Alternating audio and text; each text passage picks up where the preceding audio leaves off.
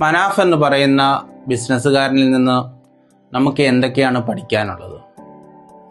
നമുക്കറിയാം, ഒരു ബിസിനസ് ചെയ്യുന്നതിൻ്റെ ഇടയിൽ അൺസർട്ടൻ ആയിട്ടുള്ള പല സാഹചര്യങ്ങളും കടന്നു വരും. ഈ കടന്നു വരുന്ന സാഹചര്യങ്ങളെ വളരെ മനോഹരമായി നമ്മൾ മാനേജ് ചെയ്യാൻ പഠിക്കുക എന്നുള്ളതാണ്. ആ മാനേജ് ചെയ്യാൻ പഠിച്ചാൽ മാത്രമാണ് നമ്മുടെ ബിസിനസ് നെക്സ്റ്റ് ലെവലിലേക്ക് പോവുക. അതുപോലെയാണ് നമുക്കറിയാം, നമ്മുടെ നാട്ടിൽ അർജുൻ എന്ന് പറയുന്ന ഒരു സഹോദരൻ മനാഫ് എന്ന് പറയുന്ന ആ വ്യക്തിയുടെ വാഹനം ഓടിക്കുന്നതിനിടയിൽ, കൂടെ ജോലി ചെയ്യുന്നതിനിടയിൽ അപ്രതീക്ഷിതമായ സാഹചര്യം കടന്നു വരികയും അതിൻ്റെ വലിയൊരു പ്രതിസന്ധിയിലൂടെ കടന്നു പോവുകയും ചെയ്തത്. ആ ഒരു പ്രതിസന്ധി കടന്നു വന്നപ്പോൾ മനാഫ് എന്ന് പറയുന്ന ആ ബിസിനസ്സുകാരൻ ആ അർജുൻ എന്ന് പറയുന്ന സഹോദരൻ്റെ ബോഡി കണ്ടെത്തുവാൻ വേണ്ടി നിരവധി ശ്രമങ്ങളാണ് നടത്തിയത്. ആ ശ്രമങ്ങൾ നടത്തുന്നതിൻ്റെ ഇടയിൽ ഒരു മനുഷ്യ സഹജമായിട്ട് ചെറിയ ചെറിയ പിഴവുകളൊക്കെ വന്നു പോയിട്ടുണ്ടായിരിക്കാം. ആ പിഴവുകളെ നമ്മൾ അഡ്മിറ്റ് ചെയ്യുക എന്നുള്ളതാണ്. ആത്മാർത്ഥമായിട്ട് ശ്രമിക്കുന്നതിനിടയിൽ നമ്മുടെ ആ ഒരു നിമിഷത്തിലുണ്ടാകുന്ന എന്തൊക്കെ കാര്യങ്ങൾ മനുഷ്യ സഹജമായിട്ട് എന്തൊക്കെ ചെയ്തിട്ടുണ്ട്, അല്ലെങ്കിൽ ചെയ്യാനുള്ള സാധ്യത ഉണ്ട് ഏതൊരു വ്യക്തിയെ സംബന്ധിച്ചിടത്തോളം. അങ്ങനെ ഒരു സാഹചര്യങ്ങളിലൂടെ മനാഫ് എന്ന് പറയുന്ന വ്യക്തി കടന്നു പോയപ്പോൾ ആ ഒരു കടന്നു വന്ന പ്രതിസന്ധികളെ തരണം ചെയ്യാനും അതിനെ മനോഹരമായിട്ട് അഡ്മിറ്റ് ചെയ്തിട്ട് എൻ്റെ ഭാഗത്ത് തെറ്റുണ്ടെങ്കിൽ അത് തിരുത്താനും തയ്യാറായി ആണ് മനാഫ് മുന്നോട്ട് പോയത്. ഇതുപോലെയാണ് ഓരോ ബിസിനസ് ചെയ്യുന്നതിൻ്റെ ഇടയിൽ ധാരാളം പ്രതിസന്ധികളും വെല്ലുവിളികളും ഒക്കെ കടന്നു വരാം.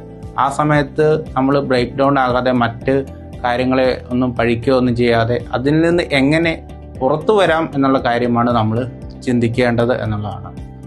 അടുത്താണ് ഒരു കൂടെ ജോലി ചെയ്ത ഒരു എംപ്ലോയിക്ക് കൊടുത്ത പ്രാധാന്യം.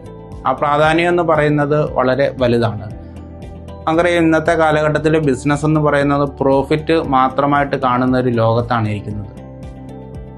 ആ മുന്നോട്ട് പോകുന്ന വഴിക്ക് ഇതുപോലുള്ള നമ്മുടെ ടീം മെമ്പേഴ്സിനെ അല്ലെ എംപ്ലോയീസിനൊക്കെ പല സാഹചര്യങ്ങളും ഉണ്ടാകും. ആ സമയത്ത് അവരെ രക്ഷിക്കാൻ നമ്മുടെ ലാഭം മറന്ന് നമ്മൾ പ്രവർത്തിക്കേണ്ടി വരും.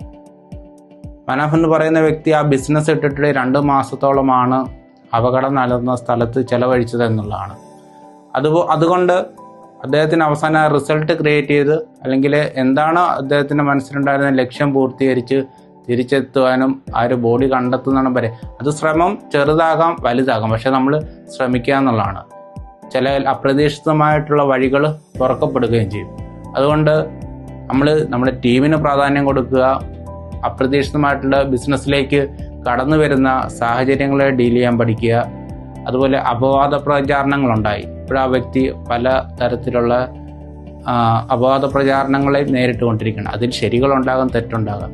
എന്തു തന്നെ ആയാലും ഇതിനെല്ലാം മറികടന്ന് മുന്നോട്ട് പോകാൻ പറ്റുന്ന ഒരു വ്യക്തിയായിട്ട് മാറിയാൽ മാത്രമാണ് ബിസിനസ് വളരെ മനോഹരമായിട്ട് മുന്നോട്ട് കൊണ്ടുപോകാൻ സാധിക്കുക. അതുകൊണ്ട് മനാഫ് എന്ന് പറയുന്ന വ്യക്തി ഈ ഒരു സമയങ്ങളിലെല്ലാം വളരെ ആ ക്രൈസിസിനെ നല്ല രീതിയിൽ മാനേജ് ചെയ്യുകയും ആ ഒരു പ്രശ്നങ്ങളെ ഉണ്ടായ പ്രശ്നങ്ങൾ കൂടുതൽ വഷളാകാതെ ഡീൽ ചെയ്ത് മുന്നോട്ട് പോവുകയും ചെയ്യുന്നതാണ് നമുക്ക് കാണാൻ സാധിക്കുന്നത്. അതുകൊണ്ട് ഈ ഒരു പാഠങ്ങൾ ഒരു ബിസിനസ്സുകാരൻ എന്ന നിലയിൽ അപ്രതീക്ഷിതമായിട്ട് കടന്നു വരുന്ന സാഹചര്യങ്ങളെ ഡീൽ ചെയ്യാനും മനസ്സിലാക്കാനും അതിൽ മുന്നോട്ട് കൊണ്ടുപോകാനും എല്ലാവർക്കും സാധിക്കേണ്ടതുണ്ട്. സാധിക്കട്ടെ എന്ന് ആശംസിക്കുന്നു. Thank you.